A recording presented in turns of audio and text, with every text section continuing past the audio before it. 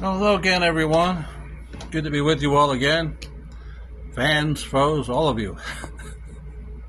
Let me update you quickly on the debate challenges I issued last week. Apparently neither one of them really wanted any part of me. Both of them are censoring me at their streams. I like all the free grace fools that they really don't want any part of me, especially in a real debate. Yeah, they'll have their buddy Donnie Budinsky set up a faux debate, but they want no part of a real debate. So you shouldn't have to fast and pray to figure out why, should you? Just as well. If there comes a time when we have somebody worthy who actually allows others to express their point of view on their page, they're not just a YouTube preaching quack like Praise the I Am or Toronto Bible Study or one of these other free grace fools, then yes, we'll do something, and hopefully it'll be educational and entertaining, as all my videos are, aren't they? But I wanted to, there was something else on my mind here today. I think it all comes back to our different experiences. These people who are easy believers, and they're not just free grace, they're Calvin freaks. They're mostly Arminians too. And everyone who thinks they're getting into heaven simply because they've made a faith commitment to the Apostles' Creed, as it were. All these people who think they're getting into heaven because they have suspended disbelief and made a faith commitment to stories that they cannot personally verify. All these deluded. They have one thing in common that I've noticed, which is that they've all grown up in Christianity in spiritually impotent and spiritually impoverished churches.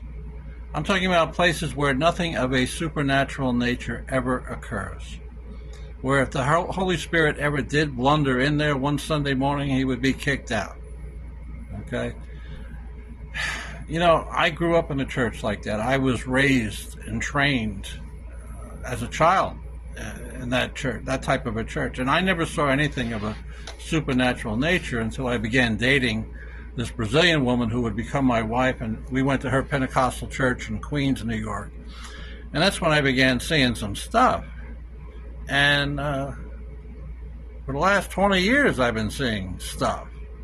I mean, lots of stuff. The same stuff that they saw really in the first century. Talking about people being delivered from demons. Talking about words of knowledge, tongues, prophecy. All these gifts of the Spirit mentioned in 1 Corinthians 12, they're still out here. They still exist. The Holy Spirit did not go into semi-retirement after inspiring the book of Revelation. But these easy believers think he did, for all intents and purposes, do just that, go into semi-retirement after inspiring the last of the 27th book of the New Testament. And that he's basically just hanging out all alone and looking at things, but not really getting involved in much. Well, I know that's not true. And I'm not alone. And that's why I know that we're not saved by credulity. If you have been Spirit baptized, if you've reacted physically to the baptism of the Holy Spirit, you're not making a faith commitment to anything. You know the gospel is true. The original readers and, of course, the original writers of the New Testament knew the gospel was true. In fact, they couldn't do anything but know it was true. Paul and the rest of the apostles had seen the risen Christ with their own eyes. They could not do anything but believe. They weren't telling people that they were going to get into heaven because they're believing this story despite their better judgment. No, they all knew it was true. They were moving in the gifts of the Spirit. Salvation for them was faithfulness to the Messiah, even though it meant probable martyrdom. It certainly meant ostracism, and it probably would mean martyrdom. So faith to them was fidelity. It wasn't credulity, and it's never been credulity.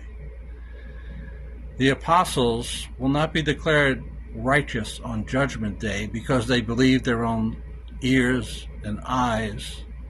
No, they'll be declared righteous because they stayed faithful to the Master to the end. And they didn't have a different gospel for you or me. So these easy believers, these free grace fools that I argue with here online, and who have all blocked me because they know I'm right, and their sin-blackened heart somewhere they know I'm right. I know